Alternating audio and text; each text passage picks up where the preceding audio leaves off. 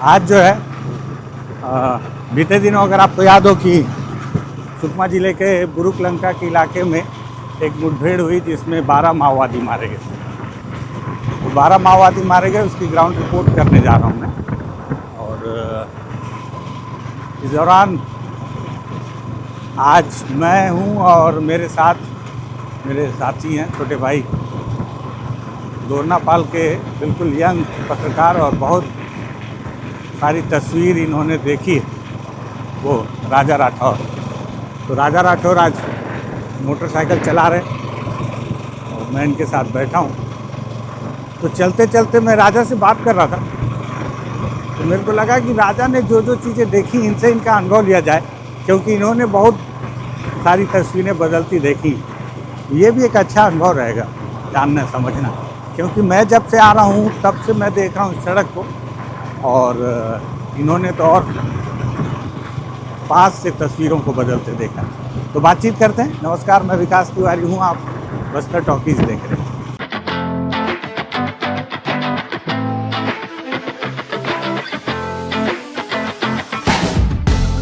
ये जो तस्वीर है इस सड़क की, देखिए सीसी सड़क की, दरअसल ये दोरनापाल से जगरगुंडा की सड़क है। और विश्वास कीजिए कि इस सड़क पे एक पेट्रोल पंप खुला दिखा मुझे आज एक, और खुशी इस बात की थी कि वो पेट्रोल पंप एक आदिवासी का है। तो लगा चलो ठीक है, कोई तो बढ़ रहा है धीरे धीरे, तस्वीरें भी बदल रही हैं, लेकिन बहुत सारी तस्वीरें बदलना अभी बाकी है। और इस सड़क पर आपको लगातार सीआरपीएफ के कैंप मिल जाएंगे। हालांकि कैंप को दिखाना थोड़ा सा एथिक्स के बाहर है, इसलिए मैं कैंप नहीं दिखाऊंगा, लेकिन आपको समझ में आएगा। तो राजा भाई ये बताओ कि कितनी तस्वीर बदली है, मतलब कैसा देख रहे हो, क्या क्या आपका अनुभव रहा है इसी सड़क पे अगर मैं पूछूं तो? देखिए, ये इस सड़क की अगर बात की जाए, मैंने ये भी देखा है कि इस सड़क पे एक तो आवागमन पूरी तरीके से बंद था 2006 के बाद, जब सलवा जुड़ूम का अभियान शुरू हुआ था। उसके बाद क्योंकि एक बेस कैंप छोटा था सलवा जुड़ूम का, जगरगुंडा में भी था। तो जगरगुंडा के लोगों के लिए जो बेस कैंप में सलवा जुड़ूम में शामिल होने लोग आए थे, उनके लिए जब राशन भी ले जाया जाता था तब कम से कम 2000 जवान लगते थे राशन ले जाने के लिए। हाँ। इतने जवान क्योंकि उपलब्ध थे नहीं सुकमा में। हाँ। तो पास से दंतेवाड़ा से बुला लेते थे, बस्तर जिला है जगदलपुर से, वहां से जवान आ जाते थे। तो ये पूरे 3 दिन का सफर होता था कि पहला स्टेप दोरनापाल से निकले। हाँ। अच्छा देखो, ये जवान कितना आसानी से अब खड़े हैं ना, पहले ये जवान इतने आसानी से यहाँ खड़े नहीं हो सकते थे, सड़क पे तो हो ही नहीं सकते थे। हाँ। और इनकी अलग अलग टीमें, बहुत सारी टीमें जंगलों में रोड ओपनिंग के लिए, इनके आवागमन के लिए होती थी, तब ये खड़े हो पाते। अभी जितना निश्चिंत होकर ये खड़े हैं। हाँ। ये मतलब जो उस समय को देखा था। हाँ। उसके लिए बिल्कुल अद्भुत तस्वीर है। अच्छा, आप कब से आए हो पत्रकारिता में? मैं 2010 से आ गया था। 2010 से? हाँ। तो 2010 से कौन कौन सी घटना आपने कवर की है? हर घटना पे। अच्छा, एक खास बात मैं आपको बताता चलूं, राजा के चेहरे का एक्सप्रेशन इसे मैं देखना काफ़ी खास रहेगा। राजा जो है बहुत चतुर खिलाड़ी है। ये हर बार जो है बाकी पत्रकारों को मात देने में माहिर रहे हैं। जब भी कोई घटना हो तो वहाँ की तस्वीर सबसे पहले कैसे डालना है, उसके लिए तरह तरह के जुगत लगाते थे, और बाकी के पत्रकार इनसे ये जीत जाएं, उसके लिए इनकी काबिलियत है और इनका तरीका, उसके लिए साम दाम दंड भेद हर तरह के ये जो है रणनीति अपनाते थे। लेकिन बहुत सारी घटनाओं में इन्होंने बहुत सारे पत्रकारों को, क्योंकि टीवी मीडिया पे सबसे पहले कौन वाला बात होता है, तो सबसे पहले दिखाने की बहुत सारी घटनाओं को आपने कवर भी किया है ना राजा भाई जी? तो 2010 से आपने, तो फिर 76 जवान वाला, उसमें उस समय क्या थी स्थिति? बिल्कुल शुरुआती दौर था वो पत्रकारिता का। हाँ। क्योंकि हम 2006 से सिर्फ हिंसा ही देखते आ रहे हैं। हाँ। मौत देखते आ रहे हैं, लोगों की लाशें देखते आ रहे हैं। तो जाना हुआ था चिंतलनार तक, तब तक सबों को देखा था काफी, और बहुत ज्यादा रिपोर्टिंग, क्योंकि शुरुआती दौर था, रिपोर्टिंग कर नहीं पाया, क्योंकि एक खौफ मेरे अंदर भी था, क्योंकि मैं दोरनापाल, उस दोरनापाल का निवासी था। हाँ। और निवासी हूँ। हाँ। जो सलवा जुड़ूम का सबसे बड़ा बेस कैंप होता था। हाँ। और नक्सलियों के लिए सबसे बड़ा टारगेट भी होता था दोरनापाल। हाँ। जब मैं पत्रकारिता में आया। हाँ। तो घर के लोग, आप विश्वास कीजिए, मैं एक बहुत अच्छी बात बताने जा रहा हूँ। हाँ। ये 2010 के बाद जब नक्सली मुझे अंदर बुलाने लगे, पहली बार बुलाया गया वेट्टी रामा जो सरेंडर कर चुका है, हाँ, जो भी डीआरजी में उसने बुलाया, तो मैं गया। आप विश्वास कीजिए, जब शाम को वापस लौटा तो जैसे मैं घर अंदर घुसा, मम्मी तुरंत कई भगवानों का नाम लेकर और मंदिर में 2 नारियल कई जगह मान चुकी थी। उनको पता था कि गए होगा? हाँ, मैं बता के ही जाता था कि मम्मी मैं अंदर जा रहा हूँ। हाँ। तो इतना खौफ था लोगों में, क्यों? क्योंकि लगातार पूरा परिवार हमारा और पूरा क्षेत्र हाँ, यही हिंसा देखते आ रहा है, हत्या देख रहा है, मौतें देख रहा है, खून खराबा देख रहा है। तो नक्सली मुझे आकर क्यों बुलाए होंगे? मम्मी के मन में बहुत सारी शंकाएं थी, क्योंकि उस टाइम तक कोई पत्रकार अंदर जाता नहीं था। एक्चुअल में जो पत्रकार अंदर जाते भी थे 2000 के दशक में, वो सलवा जुड़ूम के बाद 2004-5 के बाद से पूरी तरीके से पत्रकारों का संपर्क ही खत्म हो गया नक्सलवाद से, नक्सल संगठन से। और वो जब शुरू हुआ वो 2010 के बाद शुरू हुआ।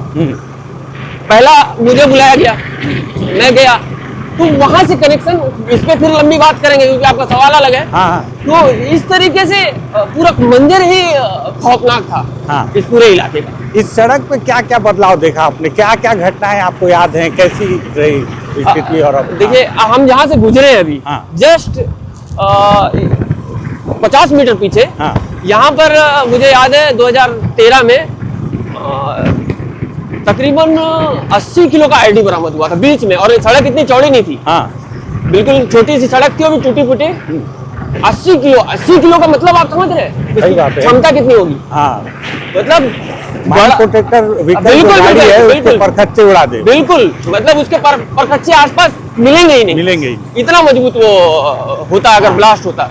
तो वो रिकवरी मैंने देखी है, कई ब्लास्ट देखे हैं।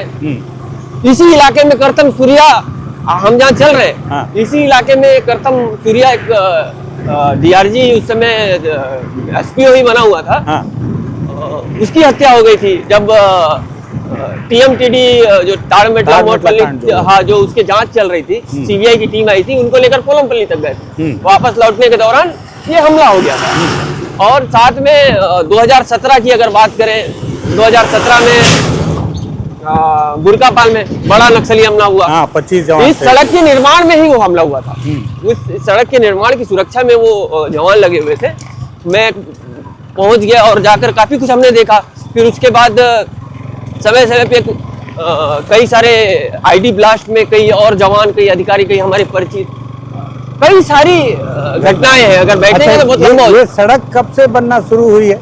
ये सड़क 2016 से बनना शुरू हुई। 16 से? हाँ। और आज तक बनी नहीं है? आज भी इसका जो अंतिम का जो चरण है, मुझे ऐसा लगता है कि 1 महीना में जिस रफ्तार से काम चल रहा है, 1 महीना में जगरगुंडा तक सड़क कंप्लीट हो जाएगी। लेकिन यह कि 2026 तक ये पूरी नहीं हो पाई है। 10 साल हो गए। कितने किलोमीटर की सड़क है? 58 किलोमीटर। 58 किलोमीटर। कितने जवान शहीद हुएंगे अगर आपको ऐसी मोटा मोटी आंकड़ा? सिर्फ एक थाना क्षेत्र है, चिंता गुफा। मुझे लगता है कि पूरे विश्व में कोई ऐसा थाना क्षेत्र नहीं होगा जहां किसी भी सरकार के सुरक्षा कर्मी, 150 सुरक्षा कर्मी शहीद हुए हों।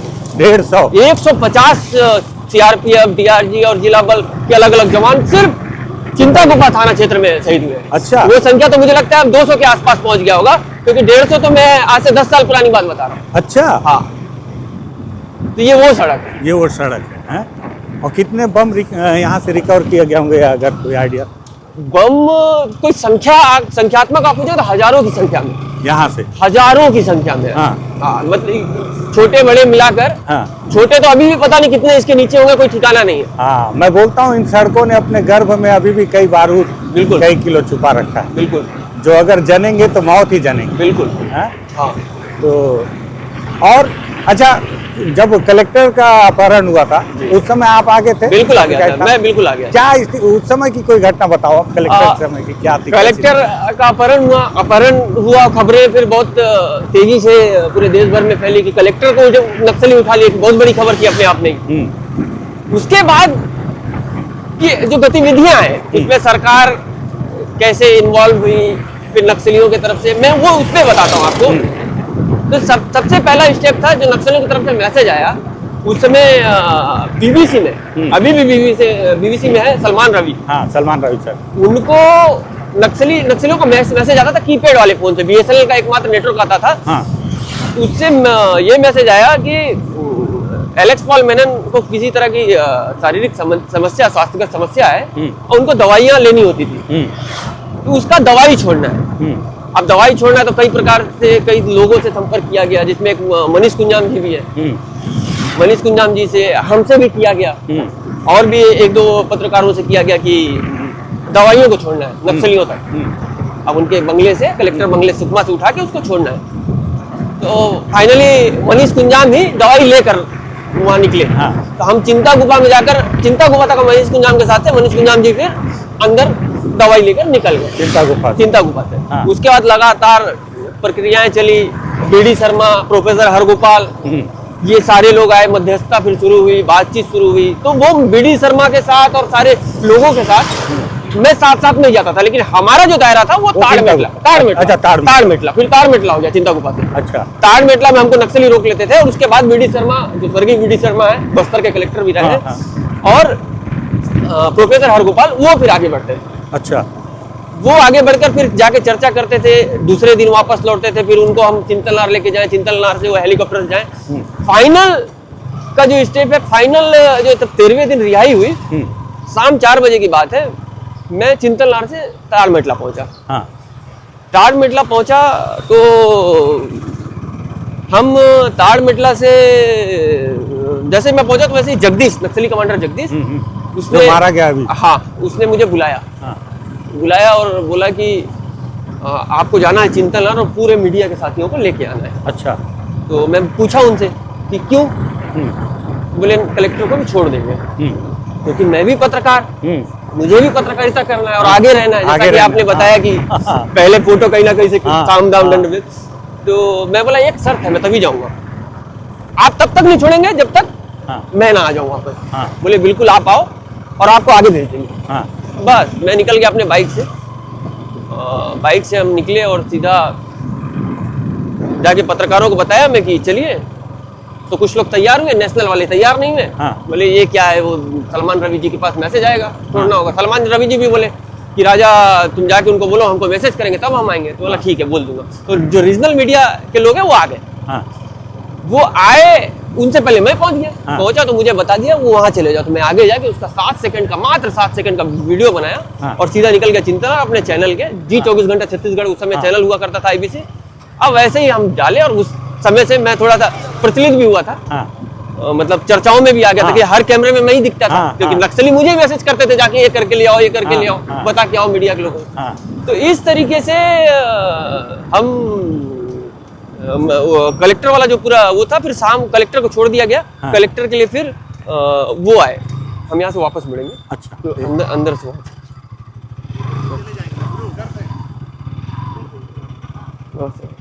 इधर से तो अतुलपारा पहुंच जाएंगे ना, अतुलपारा पहुंच जाएंगे, बढ़िया रोड हो गया। ठीक है भाई, ठीक।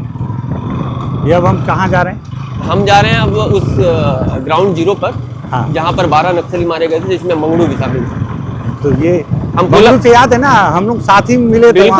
बिल्कुल याद है। और मैं आपको आज भी एक बात बोल सकता हूँ बतौर पत्रकार, ये बात पत्रकारों के लिए है कि नक्सलियों की कोंटा एरिया कमेटी एकमात्र ऐसी एरिया कमेटी रही है जिसमें आज तक राजा राठौर के अलावा आज तक कोई एंट्री नहीं कर पाया। एंट्री इन द सेंस कि उनसे कोई कांटेक्ट में नहीं रह पाया।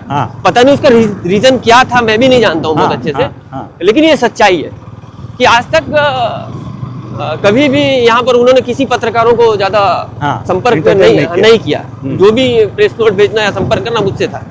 तो उसी मुठभेड़ का हम ग्राउंड रिपोर्ट करने जा रहे हैं।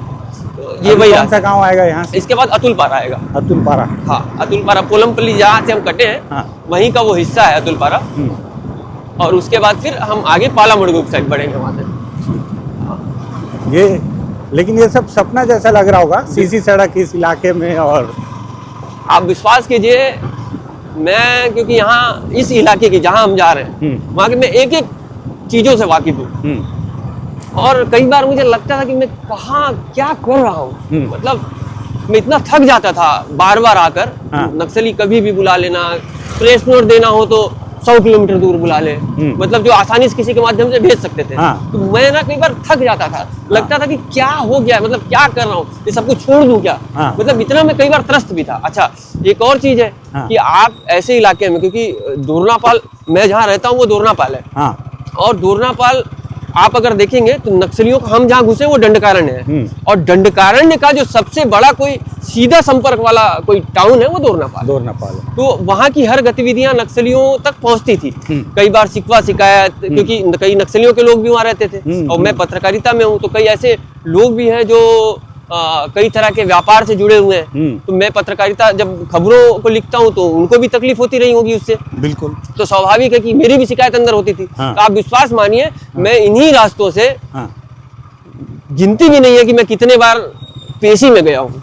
पेशी में? नक्सलियों के पास पेशी में जाता था। अच्छा। हाँ, ये अब क्योंकि नक्सलवाद हाँ उस समय काफी चरम में था। हाँ मतलब हम अकेले क्या कर ले, हमारी सुरक्षा कैसे तय होगी जब 200 की संख्या में फोर्स निकलती थी और वो नहीं बच पाते थे। ठीक बात। तो एक राजा राठौर क्या बात बच जाएगा। हाँ, निहत्ता होगी। निहत्ता होगी। हाँ।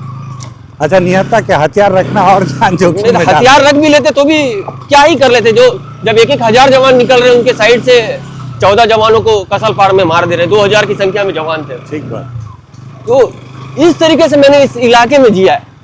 अच्छा राजा भाई, ये बताओ कि जब अमित शाह ने पहली बार दावा किया कि 31 मार्च 2026 सीधे एक डेडलाइन दे दी, तो क्या मन में आया था कि ऐसा हो पाएगा, ऐसा लगा था मन में?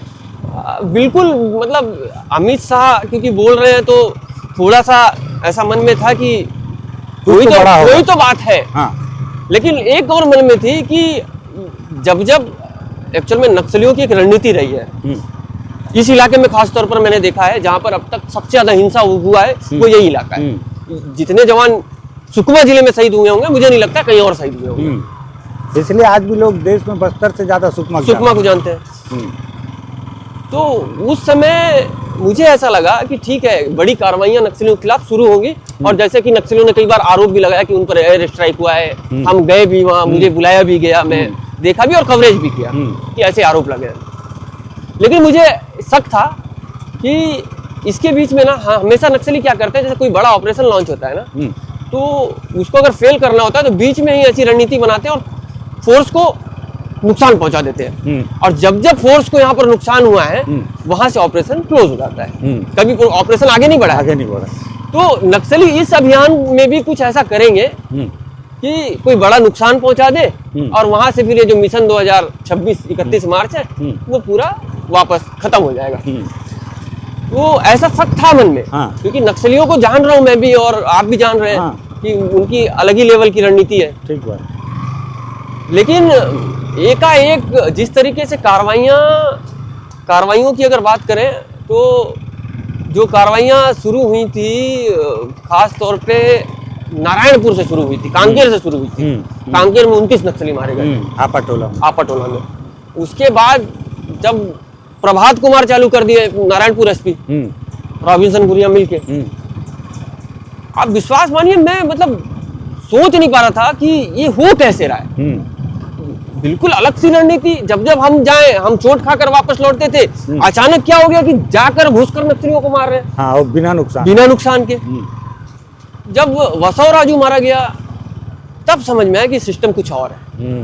और उसके बाद जब कट्टा रामचंद्र रेड्डी मारा गया, अब उसके तमाम आरोप लगे, सुप्रीम कोर्ट उस पर अपन को नहीं जाना है। कट्टा रामचंद्र रेड्डी से मेरी लंबी बातचीत हुई थी, मैं बैठकर उससे बातचीत किया हुआ हूँ।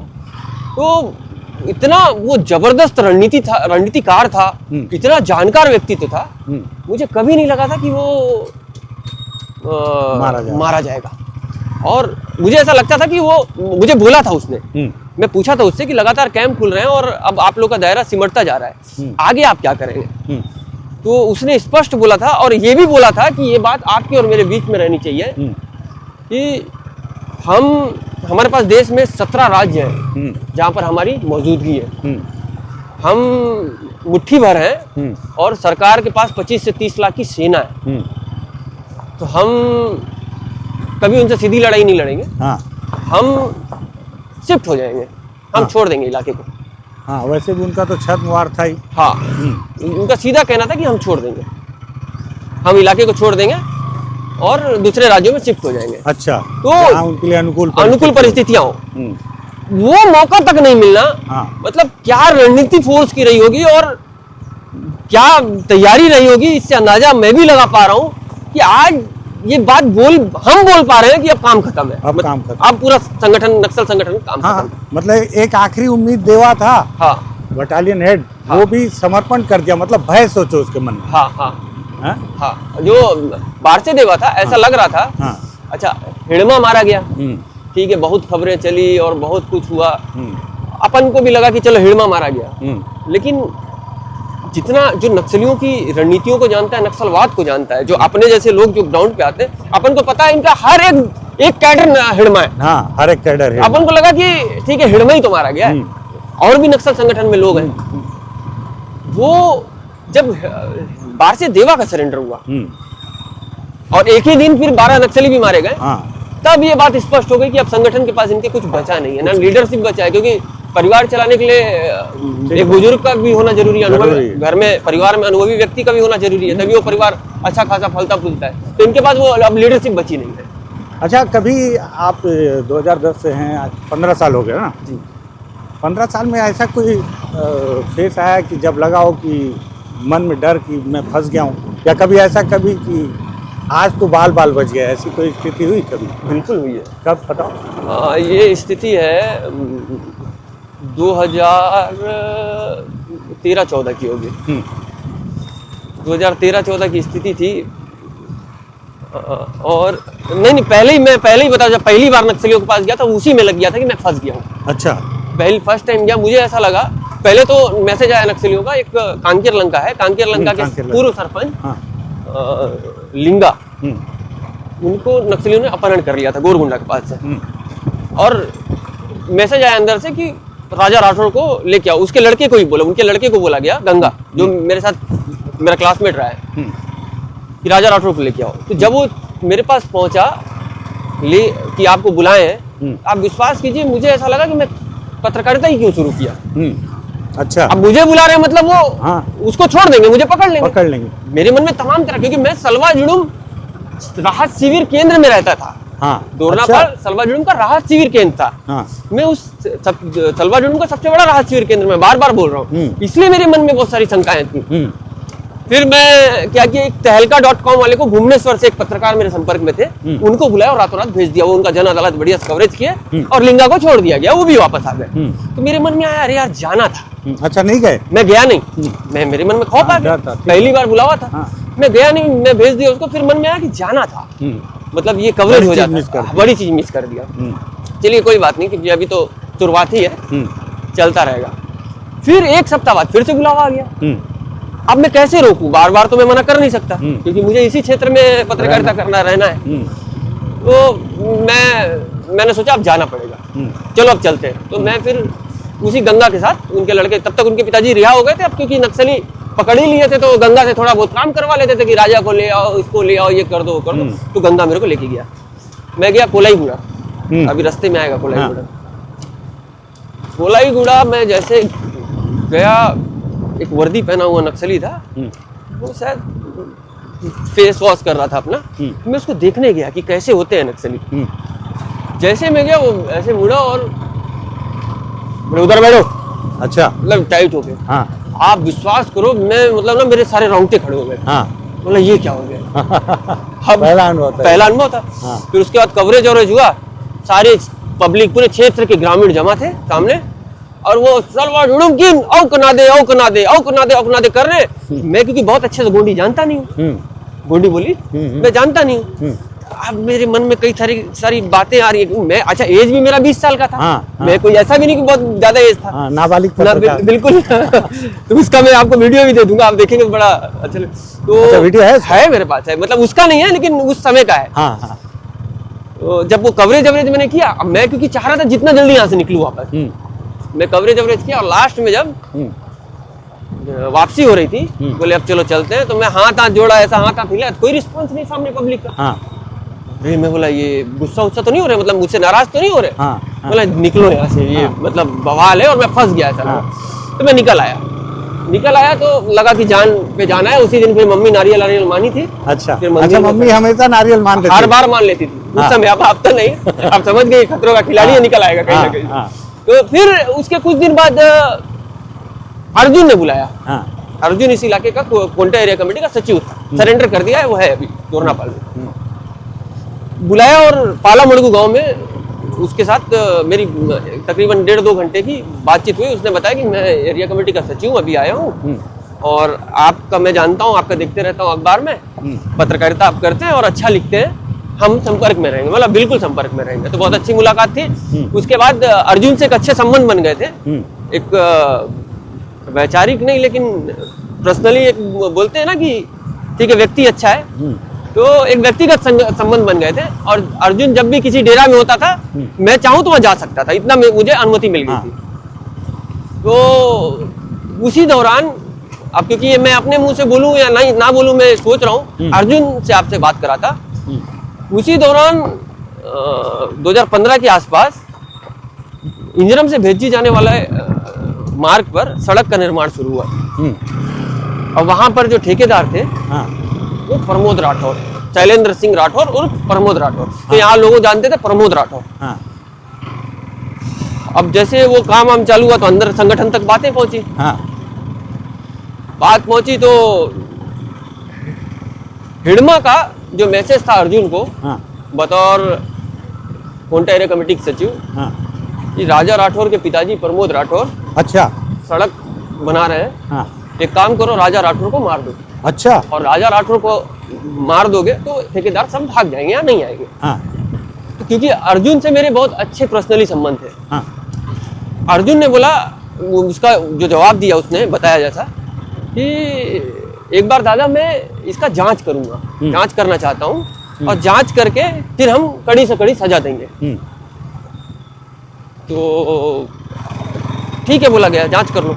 जांच किया अर्जुन ने, तो पता चला अर्जुन को कि राजा राठौर अलग है, प्रमोद राठौर अलग है। बस राठौर एक है। बस राठौर एक है। और इसी दुविधा में गलत राजा राठौर चले गए होते अभी तक।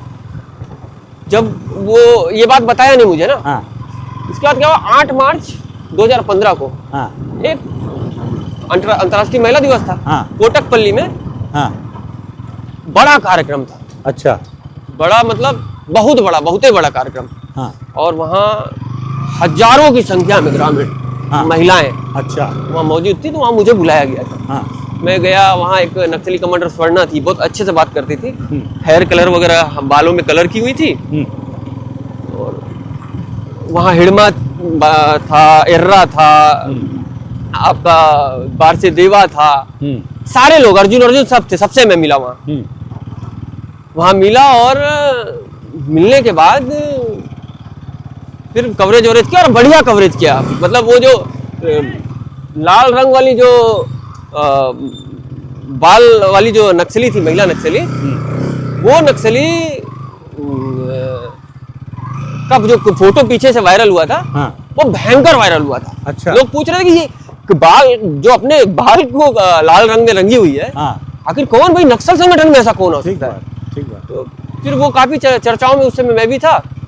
और ये सारी चीजें, फिर मुझे ये बात पता लगी जब अर्जुन ने सरेंडर किया, तब उसने बताया। तो आप विश्वास मानो, बहुत ज्यादा डर नहीं लगा। मैं बोला मतलब बताओ, धोखे में पता नहीं शायद मैं चला ही गया होता, मार दिया गया होता।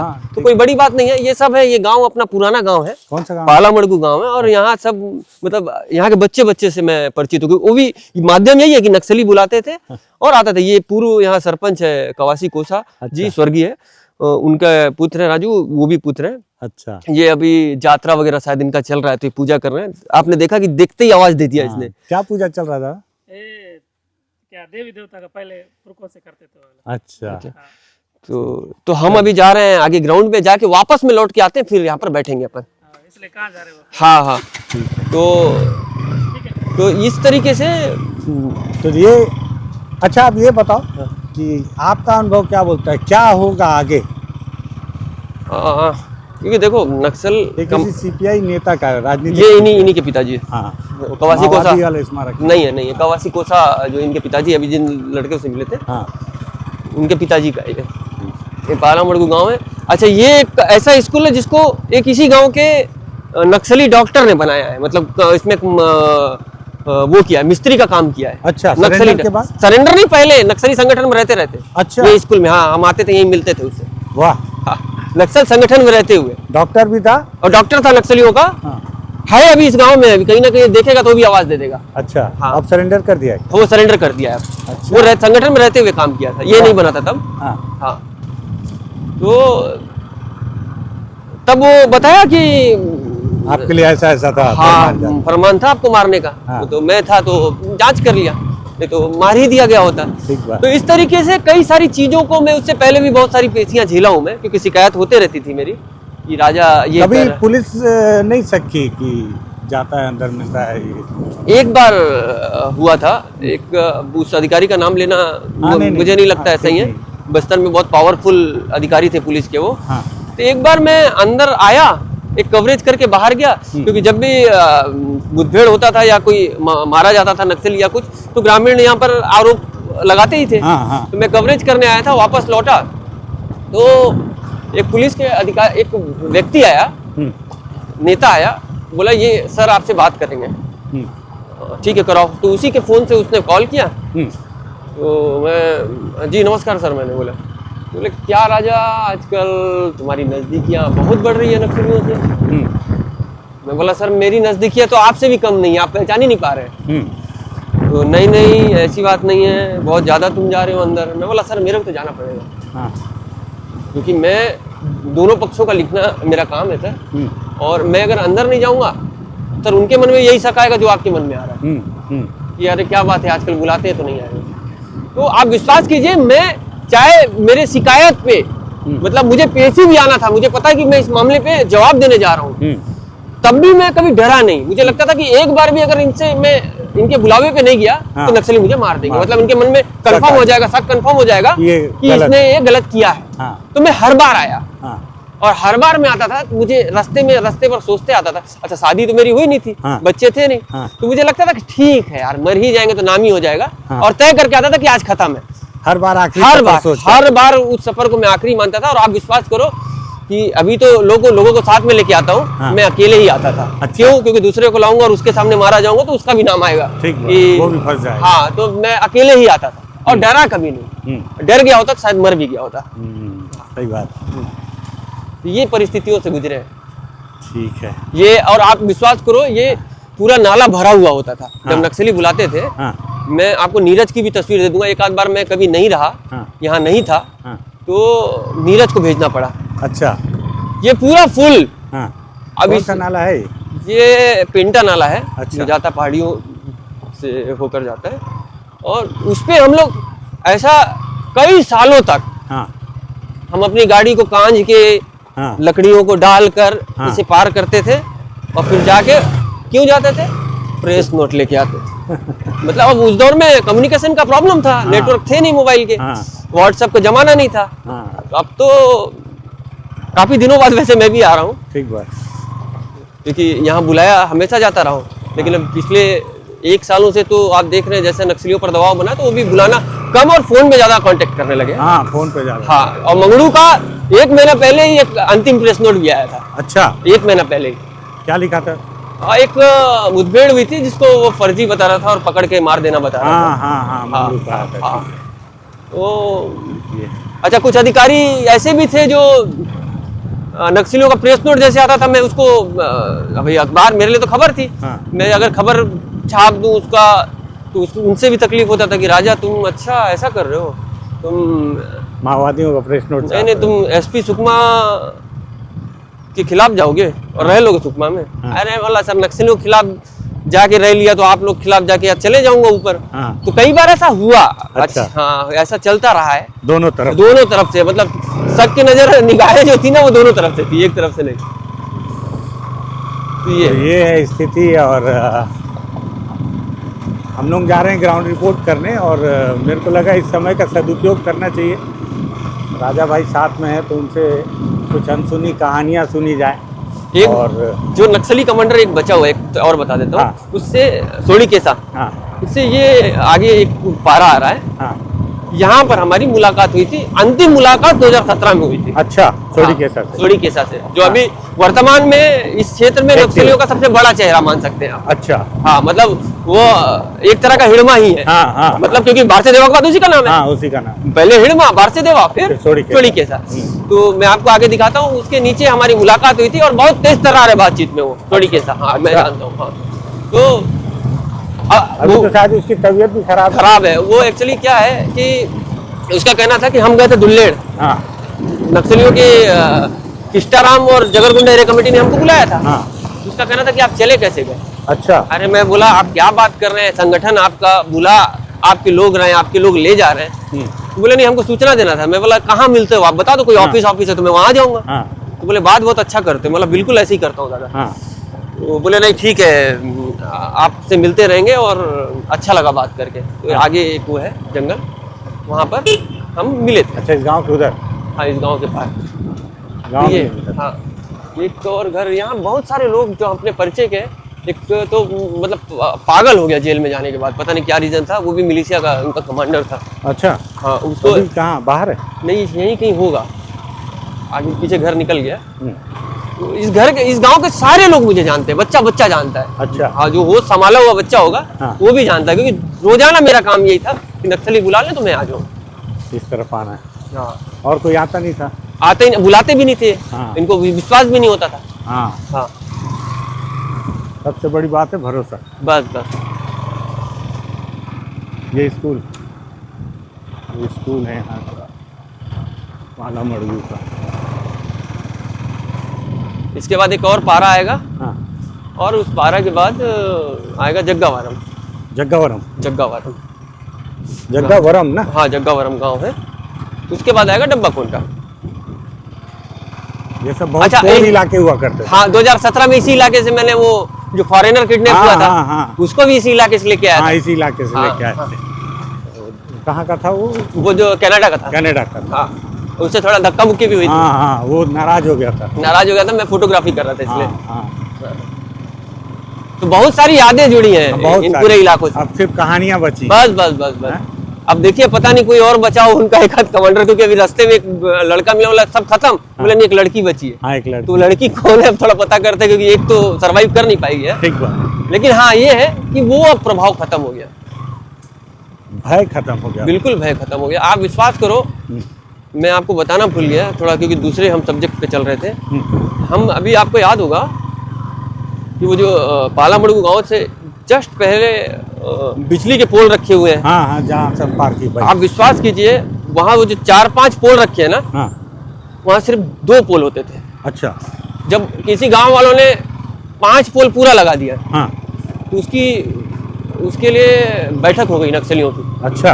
कि 5 पोल लगाया किसने। हाँ, उसका मतलब क्या, आप समझ पा रहे हैं? हाँ, 5 पोल लग गया मतलब फोर्स की बाइक आ सकती है। और उसकी बाइक आ सकती। तो उसके लिए ना उसको कई दिनों तक परेशान किया गया। अच्छा। पाला मड़गू के ही गांव के लड़के को। अच्छा। कि तुमने किससे पूछ कर लगाया। हाँ, मतलब मकसद क्या था? मकसद क्या था तुम्हारा? मतलब इतनी बारीकी से, इतनी छोटी छोटी चीजें। यहाँ के लोग एक तरह से, ये स्मारक है, इसको एक बार तोड़ दिया गया, फिर नक्सली बना दिया। अच्छा, कॉमरेड बंजाम दूल्हा हाँ, और कॉमरेड आजुनी। हाँ, ये तोड़ा गया है ना, नीचे दिख रहा है आपको? हाँ, नीचे फिर थोड़ा। से इसको भी खड़ा कर दिया। पहले बड़ा स्मारक था। बड़ा लग था, रहा है। हाँ। इसी स्मारक के पास हमारा मेरा वो जो जॉन के साथ धक्का मुक्की हुआ था। अच्छा, यहीं पे। हाँ, हाँ। इसकी फोटो भी है मेरे पास, मैं दे दूंगा आपको। अब तो स्मारक भी बहुत कम हो गया। हाँ, हाँ, अब तो तोड़ते गए तो नया तो बना नहीं। हाँ, हालांकि उस दिन देख रहा था एक नया भी बना हुआ था, पता नहीं अभी हाल फिलहाल में मंगलू ने बनवाया होगा तो बनवाया होगा। अच्छा। जब बनवा रहा था तो उसको भी नहीं पता था कि बहुत जल्दी वो भी स्मारक वाला होगा। हाँ, हाँ। नमस्कार। ये आंगनबाड़ी। आंगनबाड़ी है। तो देख रहे हैं आप, मैं उसको नहीं पहचान रहा हूँ, लेकिन वो जान गया। हाँ, मतलब इस इलाके में हर एक व्यक्ति पहचानता है। इतनी बार आ चुके हो।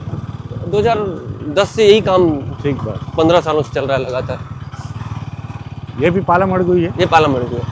हाँ, तो ये यहाँ से अंदर, यहाँ पर एक शेड बना हुआ था। हाँ। और उसमें बैलगाड़ी बिल्कुल वैसे जैसे मर्सिडीज खड़ी होती थी। अच्छा। वैसा अभी भी कहीं होगा, मैं दिखाऊंगा। उस इमली पेड़ के नीचे में मिला था। अच्छा, उससे कैसा से? केसा से, उस इमली के पेड़ के नीचे, अंधेरे में। अच्छा, अंधेरे में? अंधेरे में वो सामने, मतलब शाम हो गया था वापस लौटते हुए, 8 बज गया था करीब, तो अंधेरे में घाट में गए। ठीक है, तो ये राजा भाई हैं, इनसे बहुत लंबी हम बातचीत की हैं। और अच्छा, ऐसा नहीं है कि 2010 से जो आदमी इस फील्ड में, इस ज़िले में अंदर अंदर घूम रहे हैं, तो इनके पास इतनी कहानियाँ हैं जो 40-45 मिनट में नहीं आ पाएंगी। और लेकिन मेरे को लगा जितनी बातचीत हो जाए, इसी दौरान आपको उन इलाकों की तस्वीर भी दिखाता चलूँ जिस इलाके में आना कभी सपना रहता था किसी लोगों का कि कोई आ ही नहीं सकता। ये माओवादियों के बटालियन के इलाके का कोर इलाका था ना। हाँ बिल्कुल कोर था, एकदम कोर, मतलब बिना उनके परमिशन के। अब जैसे राजा भाई बता रहे हैं कि 2 पोल के जगह 5 पोल लगा दिया गया है। देखो गांव वाले बाकायदा इनको नमस्कार कर रहे हैं। तो 5 पोल लगा दिए तो भी उस पर बैठक हो गई माओवादियों की। तो एक एक पत्ते पर उनकी नज़र होती थी। उस इलाके की तस्वीरें भी मैं आपको दिखा रहा हूँ कि कितना कुछ अभी यहाँ होना बाकी है, क्या बदलाव होगा, आदिवासियों की आगे क्या स्थिति होगी, माओवादियों की क्या स्थिति हो गई है, सारी चीज़ों पर। अगर आप लोग को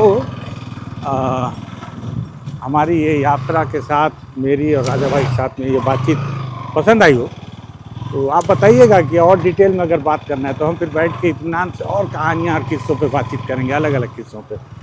और फिलहाल अगर ये बातचीत पसंद आई हो तो आप इसको शेयर कर सकते हैं। और हाँ, आजकल राजा भाई साहब भी जो है फेसबुक में थोड़ा सा एक्टिव हुए हैं।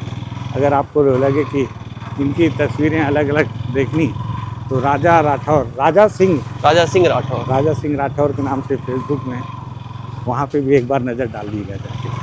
धन्यवाद।